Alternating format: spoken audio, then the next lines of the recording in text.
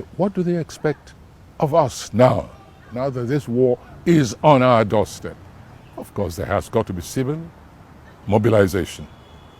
And if we keep waiting for this to be centrally handled, we're all going to become, if we're not already, slaves in our own land. That for me is personally intolerable. It's not an acceptable condition.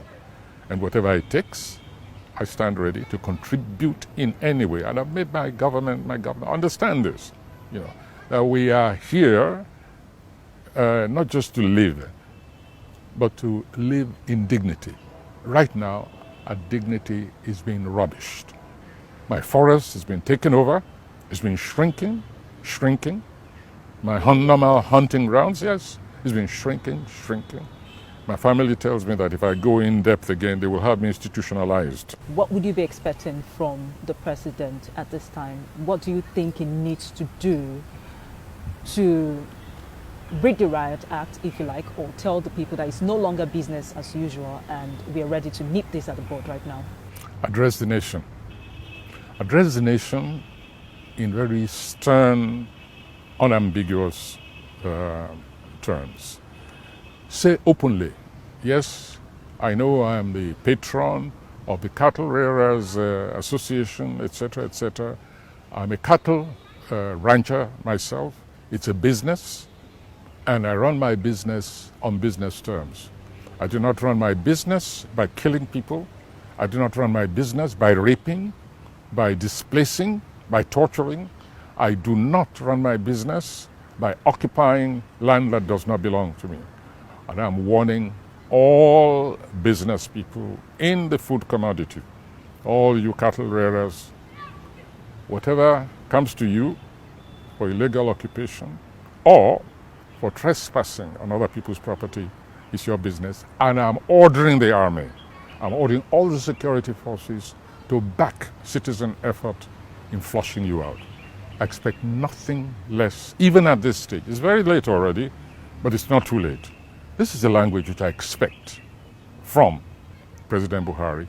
And as long as that language does not come, I must consider him quite complicit in what is going on, because the buck stops at his desk. What is your biggest fear about where we are now? We may enter a phase of serial skirmishes which get more and more violent, become less and less focused, and swell into, I hate to use the word, may develop into a civil war, and a very untidy, messy one at that. That's my biggest fear. And unless action is taken, and I'm very glad that the governors are coming together and discussing in all seriousness. I'm very glad that they're even pulling in renegade groups like Maiti Allah, for instance, and obviously talking sense, knocking some sense into his head. I noticed into the heads of their spokes, their leaders, their representatives. I noticed that they're now talking about accepting the decision of governors and agreeing to obey the rules.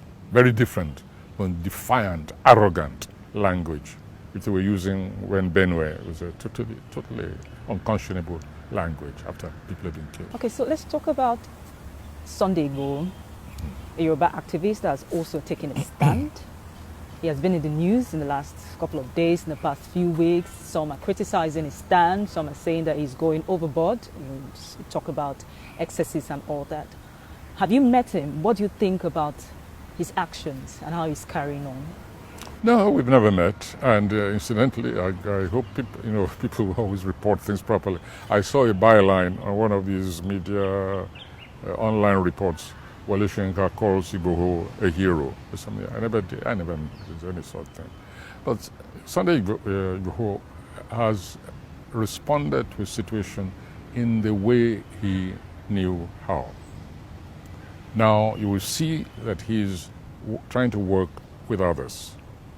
This is the way these things usually happen. Somebody, one day, he reaches explosion point and he says, I cannot take this any longer, and he takes unilateral action. The action may be excessive, it may be wrong-headed. What matters is that somebody has responded to an unacceptable situation.